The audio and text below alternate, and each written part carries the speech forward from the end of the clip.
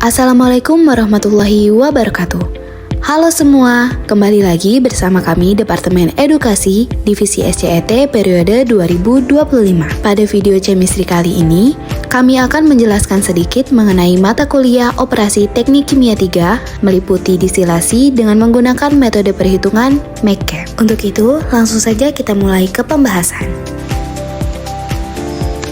Dalam video kali ini, kita akan membahas beberapa poin penting, yaitu kita akan mulai dari konsep dasar distilasi, kemudian masuk ke metode McCabe dan metode Poncari-Savarit, lalu di akhir kita ada contoh dan latihan soal. Nah, sebelum itu kita harus tahu dulu apa itu distilasi. Distilasi adalah suatu proses pemisahan yang bertujuan untuk memisahkan campuran cairan atau liquid yang saling larut dan memiliki volatilitas, yaitu kemampuan menguap yang berbeda, dengan cara penguapan sebagai komponen campuran dan kemudian mengembun atau mengkondensasi uap yang terbentuk.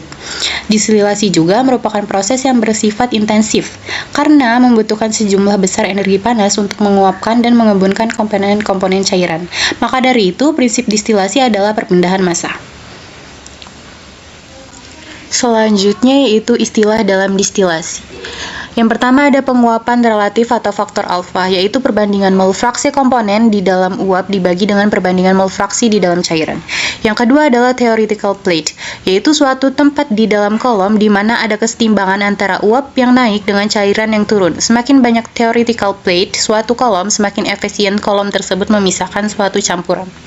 Yang ketiga ada HETP, yaitu heat equivalent to a theoretical plate, adalah ukuran efisiensi kolom distilasi yang menyatakan tinggi kolom yang setara dengan satu tahap kesetimbangan antar uap dan cairan. Semakin kecil HETP, maka semakin efisien kolom distilasi tersebut, di mana HETP adalah L dibagi N, di mana L adalah tinggi kolom distilasi dan N adalah jumlah piringan teoritis. Yang keempat ada reflux. Reflux adalah peristiwa di mana uap yang mengkondensasi dikembalikan ke dalam kolom distilasi. Yang kelima ada total reflux. Nah, total reflux itu adalah semua hasil pengkondensasian dari uap yang naik dikembalikan ke dalam kolom distilasi. Yang keenam ada reflux ratio, yaitu perbandingan banyaknya mol uap yang kembali ke dalam kolom dengan banyaknya mol uap yang keluar sebagai distil. Yang ketujuh ada boiling point atau titik didih. Nah, boiling point atau titik didih adalah suhu di mana tekanan uap zat sama dengan tekanan eksternal sehingga zat mulai menguap. Yang kedelapan ada vapor liquid equilibrium, yaitu kondisi kesetimbangan antara fase uap dan cairan yang menjadi dasar perancangan distilasi. Yang kesembilan ada azeotrop, yaitu campuran dua atau lebih cairan yang memiliki komposisi uap dan cairan sama pada titik didih tertentu, sehingga tidak bisa dipisahkan sempurna dengan distilasi biasa. Selanjutnya ada macam-macam distilasi. Yang pertama distilasi sederhana. Distilasi sederhana digunakan untuk memisahkan campuran cairan yang memiliki perbedaan titik didih yang cukup besar, minimal 25 derajat Celcius. Yang kedua ada distilasi fraksi atau bertingkat. Distilasi fraksional digunakan untuk memisahkan campuran yang memiliki titik didih yang lebih berdekatan. Proses ini lebih kompleks karena memerlukan kolom fraksinasi untuk memastikan pemisahan yang lebih efektif. Yang ketiga ada distilasi uap. Distilasi uap digunakan untuk memisahkan zat yang memiliki titik didih tinggi tetapi mudah menguap dalam kehadiran uap air. Metode ini sering digunakan dalam industri makanan dan kosmetik. Yang keempat ada distilasi penurunan tekanan atau vakum. Distilasi vakum dilakukan pada tekanan rendah untuk menurunkan titik didih zat yang akan dipanaskan. Metode ini digunakan untuk zat yang dapat terurai atau mengalami reaksi kimia jika dipanaskan pada suhu tinggi. Selanjutnya yaitu proses distilasi. Proses distilasi meliputi 3 tahap utama. Yang pertama mengubah zat cair menjadi uap dengan pemanasan, kemudian memindahkan uap yang terbentuk ke bagian pendingin atau kondensor, lalu mengkondensasi uap tersebut kembali menjadi cairan sebagai hasil pemisahan. Selanjutnya itu ada tekanan uap. Tekanan uap atau vapor pressure pada proses distilasi adalah tekanan yang dihasilkan oleh uap satu cairan ketika berada dalam kesetimbangan dengan fase cairannya pada suhu tertentu. Tekanan uap ini sangat penting karena menentukan titik didih dan perilaku penguapan komponen dalam campuran. Dalam distilasi, setiap komponen memiliki tekanan uap yang berbeda. Komponen dengan tekanan uap lebih tinggi akan lebih mudah menguap dan muncul lebih banyak dalam fase uap atau distilat. Sedangkan komponen dengan tekanan uap lebih rendah akan tertinggal dalam fase cair atau residu. Selanjutnya yaitu titik didih. Menguap terjadi hanya pada permukaan cairan dan dapat berlangsung pada berbagai suhu, bahkan sebelum mencapai titik didih, karena sebagian molekul memiliki energi kinetik yang cukup untuk melepas dari permukaan cairan. Sementara itu, mendidih terjadi ketika tekanan uap cairan sama dengan tekanan luar, sehingga gelembung-gelembung uap terbentuk di seluruh bagian cairan, bukan hanya di permukaannya. Dalam distilasi, proses mendidih terjadi di bagian bawah kolom atau reboiler.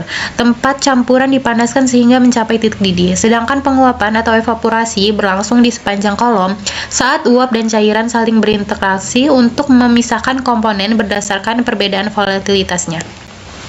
Hubungan antara tekanan uap dan suhu biasanya mengikuti persamaan Anthony, di mana P adalah tekanan uap, T adalah suhu mutlak, A, B, dan C adalah ketetapan. Oke, kita masuk ke hubungan kesetimbangan uap cair. Aturan fase dan hukum Rolle. Aturan fase adalah aturan untuk mengetahui berapa banyak variabel yang bebas kita tentukan dalam suatu sistem kesetimbangan. Ada 4 variabel utama. Yang pertama temperatur, yang kedua tekanan, yang ketiga komposisi Ya atau fraksi mol komponen A di uap, yang keempat ada komposisi Xa atau fraksi mol komponen A di cair. Ingat bahwa Y untuk uap dan X untuk cair. Kita lanjut ke hukum Rolle. PA sama dengan PA dikali XA. PA dengan P kecil adalah tekanan parsial komponen A dalam uap.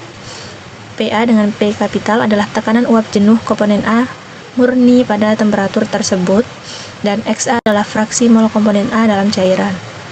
Nah, hukum Rolle ini hanya dapat digunakan untuk larutan ideal, yang dimana komponen-komponennya sangat mirip sifat fisiknya. Misalkan ukuran molekul, interaksi molekul, dan volatilitasnya. Contohnya itu ada benzena toluen, ada heksana heptana, dan campuran metanol etanol. Oke, kita lihat diagram titik didih dan plot XY. Diagram tersebut dapat digunakan untuk menggambarkan hubungan antara temperatur dengan komposisi cairan, di mana pada sumbu Y menunjukkan temperatur, sedangkan pada sumbu X menunjukkan fraksi mol dalam campuran. Biasanya dilambangkan sebagai XA untuk cairan dan IA untuk uap. Nah, garis melengkung ke bawah ini menunjukkan garis titik embun atau uap jenuh, sedangkan garis melengkung ke atas menunjukkan garis titik gelembung atau cair jenuh. Nah, daerah di atas garis titik embun ini disebut daerah uap, di mana campuran berada sepenuhnya dalam fase uap.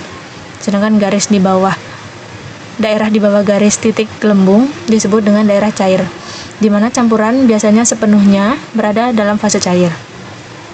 Sedangkan daerah di antara kedua garis tersebut disebut dengan daerah campuran, di mana campuran berada dalam dua fase, sebagian di fase cair dan sebagian di fase uap.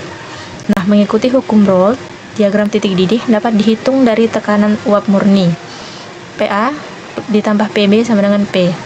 PA dari sebelumnya itu kan di PA sama dengan PA dikali XA. Kita substitusi, jadi PA dikali XA ditambah PB, 1 dikurang XA sama dengan P. IA sama dengan PA dibagi P sama dengan PA dikali XA dibagi P. Kita lihat example berikut.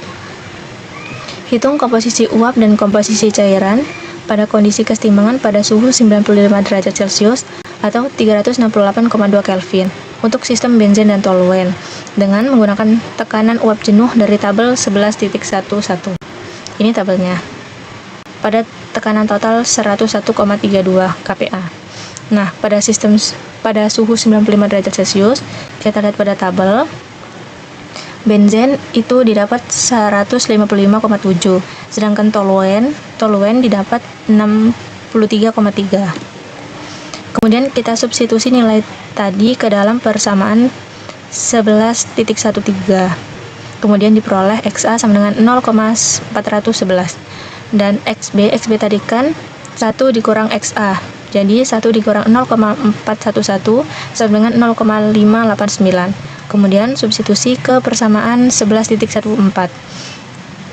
Masukkan PA dan XA dibagi P dari soal tekanan total didapat 0,32.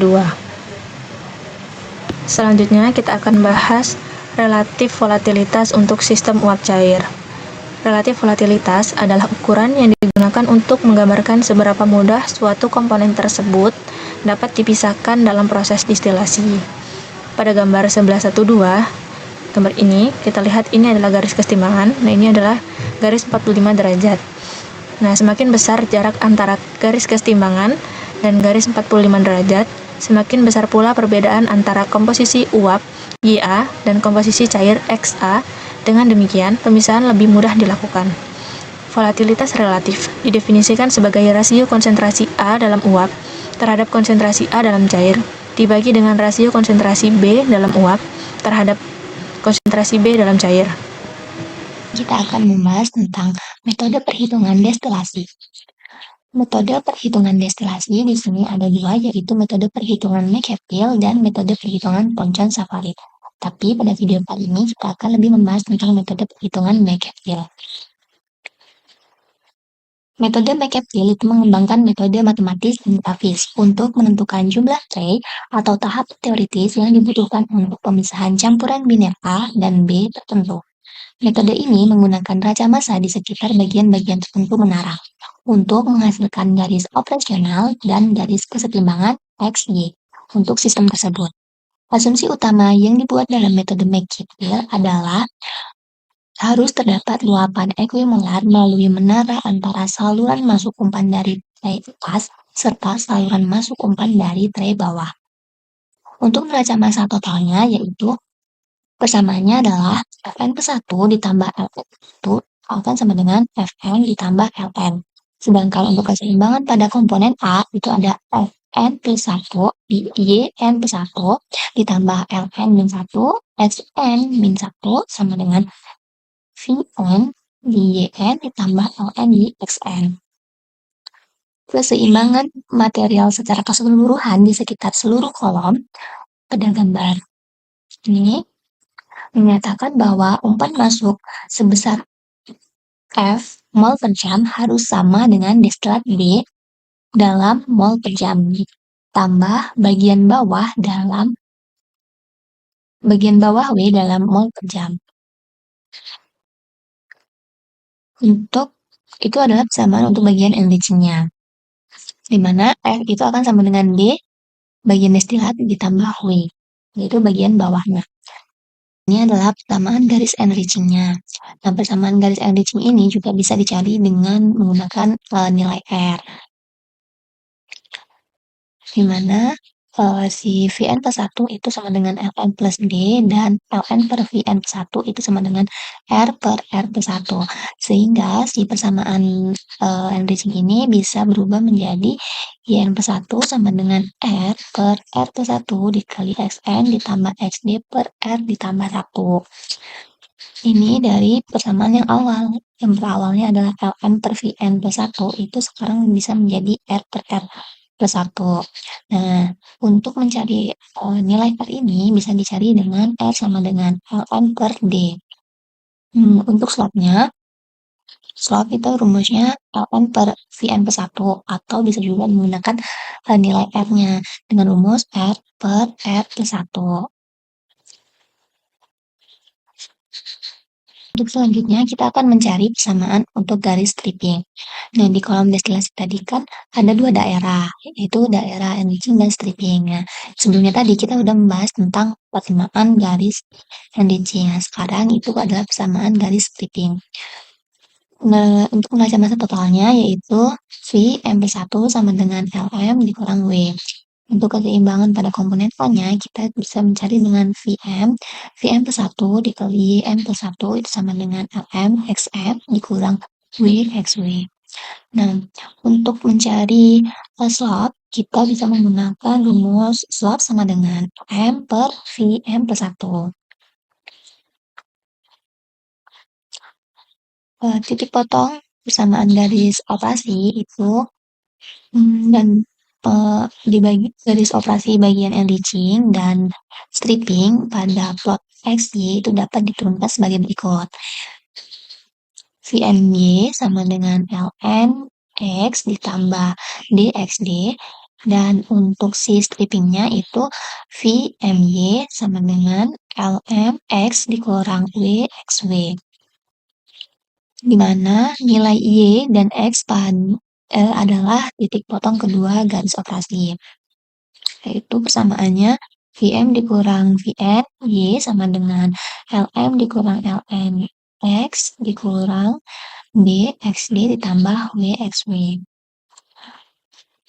Sama untuk mencari garis Q itu adalah Y sama dengan Q per Q dikurang 1, X dikurang XV per Y dikurang 1. Selanjutnya itu menentukan persamaan reflux total. Dalam destilasi, campuran biner A dan B, kondisi umpan, komposisi destilat, dan komposisi dasar biasanya ditentukan. Dan jumlah T itu harus dihitung. Nah, jumlah T yang dibutuhkan itu bergantung pada jalur operasi. Untuk menentukan jalur operasi tersebut, kita bisa menggunakan rasio reflux, di mana persamaannya itu adalah R sama dengan Ln per D. Nah, selanjutnya kita itu bisa menentukan jumlah minimum langkah teoritisnya, yaitu Nm. Nah, untuk menghitung jumlah minimum langkah teoritis Nm itu bisa menggunakan rumus Nm sama dengan log XD per 1 dikurang XD dikali 1 dikurang XW per XW dibagi log lambda AV. Nah, untuk persamaan reflux minimum, kita juga bisa menentukan reflux minimumnya, yaitu dengan Rm per Rm plus 1 itu sama dengan XD dikurang I aksen per XD dikurang X aksen. I aksen dan F aksen ini bisa angkanya didapat dari grafiknya. Pada metode McCabe-Thiele ini, pada grafiknya itu tidak hanya melibatkan si garis kesetimbangan dan garis operasional, tapi dia juga ada garis stripping dan garis enriching-nya, sehingga nanti bisa ditentukan berapa jumlah tray-nya dari grafik tersebut. Nah, selanjutnya kita akan sedikit membahas tentang metode Ponchon-Safariet. Metode Ponchon-Safariet itu adalah metode grafis yang digunakan untuk menganalisis proses destilasi bertingkat. Mirip dengan metode McCabe-Thiele, tetapi bedanya itu adalah menggunakan pendekatan berdasarkan energi atau entalpi. Jadi bukan hanya komposisinya saja. Karena tujuannya itu adalah menghitung entalpi uap dan cair jenuh untuk menggambarkan diagram X, H, dan YH. Bukan hanya komposisi X dan Y-nya seperti si McCabe-Thiele. Jadi grafik dia itu lebih kompleks. Nah, untuk persamaan mencari saturated liquid line di entalpi, yaitu H kecil, itu rumusnya adalah H sama dengan XA dikali CPA dikali T dikurang T0 ditambah 1 dikurang XA dikali CPB, T dikurang T0 ditambah delta H. Nah, sedangkan untuk cari rumus H besar, yaitu saturated vapor entalpi lain di H besar, yaitu H sama dengan IA dikali lambda A ditambah CIA dikali E dikurang T0 ditambah 1 dikurang IA dikali lambda B ditambah CPIB dikali T dikurang T0. Oke, berikutnya di sini terdapat contoh soal dari proses distilasi dengan perhitungannya menggunakan metode McCabe-Thiele. Pada soal ini terdapat kolom rektifikasi dengan molar flow rate dari umpannya yaitu sebesar 100 kg mol per jam yang memiliki komposisi campuran 50% molnya adalah benzen dan 50% molnya adalah toluen di 101,32 kPa absolute pressure. Umpan ini berada pada boiling point dengan fase adalah liquid. Di sini produk distilatnya mengandung 90% mol benzen dan di bottomnya mengandung 10% mol benzen. Untuk ratio refluxnya itu adalah 4,52:1 dan di soal ini kita diminta untuk menghitung mol flow rate dari produk distilat atau produk atasnya, mol flow rate dari bottomnya atau produk bawah, dan di sini kita juga disuruh menghitung jumlah dari theoretical tray yang dibutuhkan dengan menggunakan metode McCabe-Thiele. Oke, untuk menyelesaikan persoalan ini, kita akan menggunakan Excel sebagai alat bantu kita. Baiklah, langsung saja kita masuk ke Excel-nya. Untuk menyelesaikan soal ini, kita perlu menyusun neraca massanya terlebih dahulu, agar kita mendapatkan molar flow rate dari distilat serta molar flow rate dari bottomnya. Agar kita bisa dapat memahami soalnya, kita bisa buat dalam skematis seperti ini. Di soal diketahui untuk feed-nya yaitu 100 kg mol per jam, dan untuk komposisi feed dari bensinnya adalah 0,5.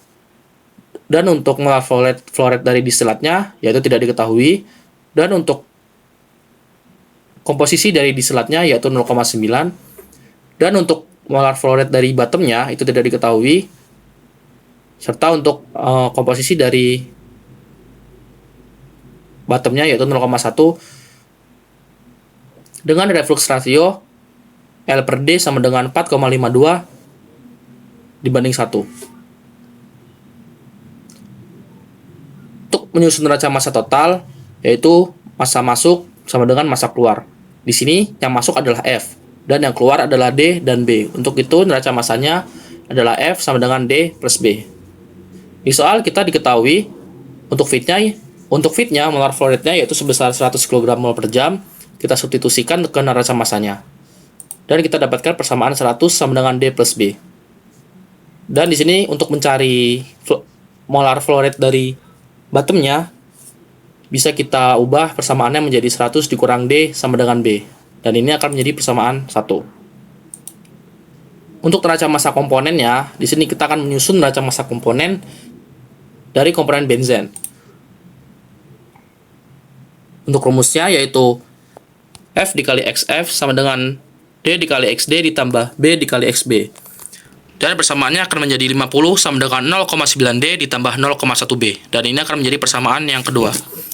Untuk menyelesaikan persamaan ini, kita bisa mensubstitusikan persamaan 1 ke persamaan 2. Dan kita dapatkan persamaannya menjadi 50 sama dengan 0,9D ditambah 0,1 dikali 100 dikurang D. Untuk B tadi kita ganti dengan 100 dikurang D dari persamaan 1. Dan di sini kita bisa mendapatkan molar flow rate dari distilatnya yaitu sebesar 50 kg mol per jam. Untuk mencari molar flow rate dari bottomnya, kita bisa mensubstitusikan nilai D ini ke persamaan 1. Dan kita bisa mendapatkan molar flow rate dari bottomnya yaitu sebesar 50 kg mol per jam. Untuk menghitung jumlah theoretical tray yang dibutuhkan dengan menggunakan McCabe-Thiele method, di sini kita perlu mencari beberapa line. Yang pertama adalah equilibrium line untuk sistem Benson-Tolena yang bisa kalian cari di buku Genkoplis di tabel 11.11. Pada tabel didapatkan nilai dari fraksi liquid pada sistem Benson-Tolena sebagai berikut dan nilai Y sebagai berikut. Selanjutnya, kita memerlukan diagonal line pada 45 degree. Yaitu kita plot untuk X 0 yaitu fraksi minimum dan X sama dengan 1 untuk fraksi cairan maksimum. Begitu pula dengan Y-nya. Selanjutnya kita juga perlu mencari dari enriching operating line-nya. Pada soal diketahui untuk R yaitu 4,52 dan dari XD yaitu 0,9. Di sini kita buat persamaannya. Untuk persamaannya itu R per R plus 1.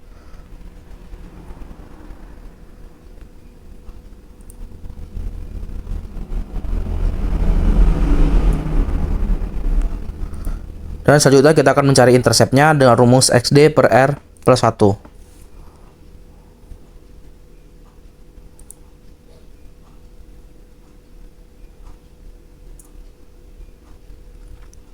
Nah, di sini kita sudah mendapatkan nilai dari interceptnya.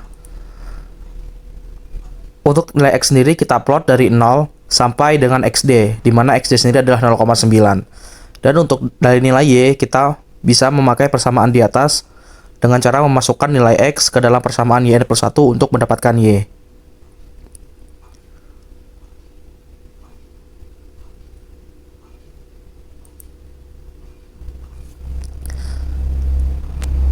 Hal yang sama juga dilakukan untuk X sama dengan 0,9.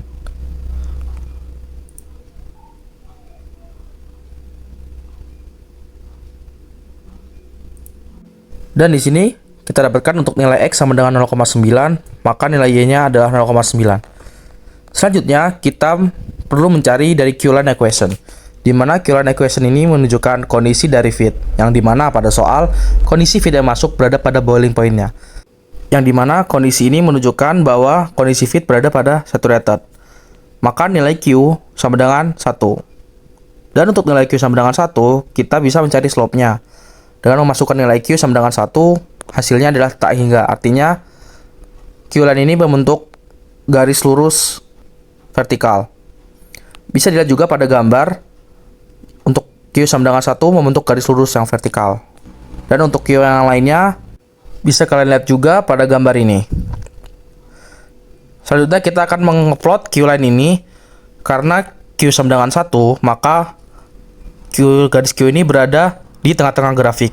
Jadi kita plot dari 0,5 untuk X-nya sampai 0,5 karena garisnya membentuk vertikal, maka nilai X tetap.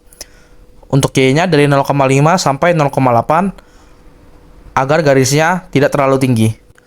Oke, selanjutnya kita bisa membuat grafik dengan menggunakan garis-garis yang telah kita dapatkan. Bisa klik kanan, kemudian kita klik select data, kemudian kita klik add. Untuk garis pertama kita add yang equilibrium line dulu. Untuk yang X kita masukkan ke series X value.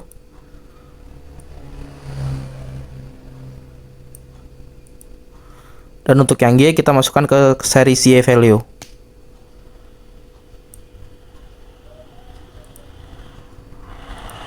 Oke, selanjutnya kita klik add lagi. Kita masukkan untuk diagonal line-nya.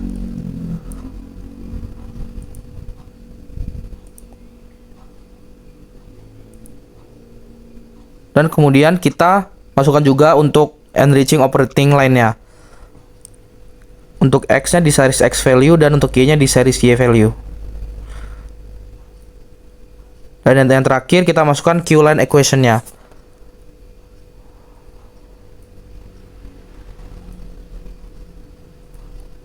Klik OK. Nah, di sini dapat kita lihat grafiknya sudah terbentuk.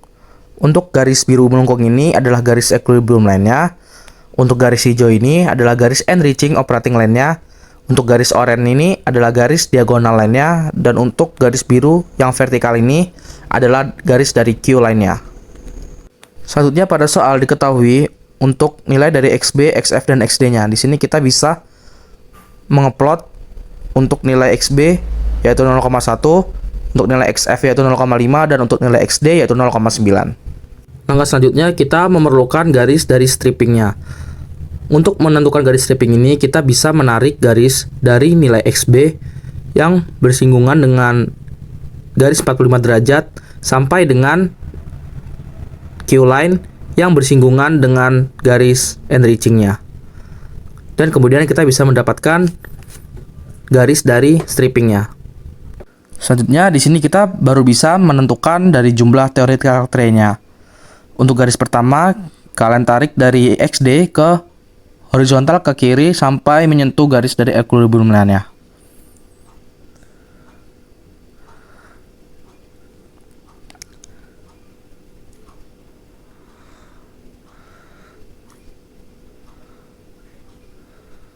Setelah itu ditarik garis vertikal ke bawah sampai menyentuh garis enriching-nya yang warna hijau. Dan kemudian kita bisa mengulanginya lagi seperti tadi, yaitu menarik garis horizontal sampai menyentuh garis equilibrium.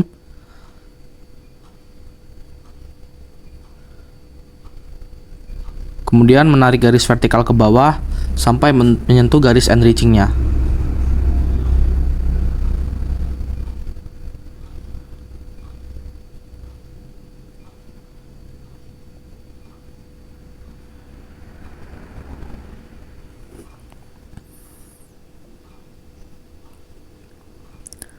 Nah, setelah melewati Q-line ini, garis vertikal ke bawahnya sudah tidak memakai batas dari garis enriching-nya yaitu warna hijau, melainkan di sini kita memakai batasnya dari garis stripping-nya yang warna oranye ini. Setelah itu ditarik lagi garis horizontalnya sampai menyentuh dari equilibrium line-nya.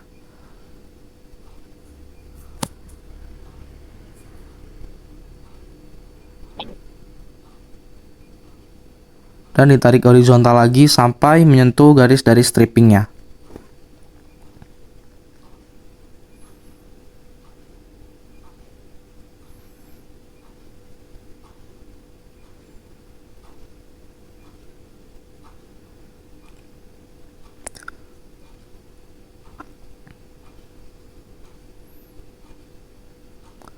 Langkah ini terus diulangi sampai garis dari tray ini menyentuh dari nilai XB-nya.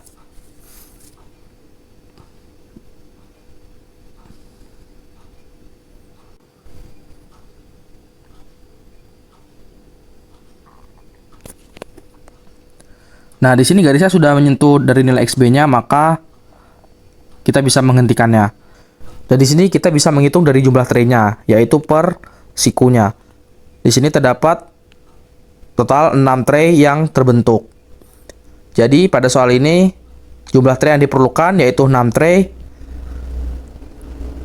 dengan molar flow distilatnya sebesar 50 kg mol per jam dan molar flow rate-nya untuk bottomnya yaitu sebesar 50 kg mol per jam.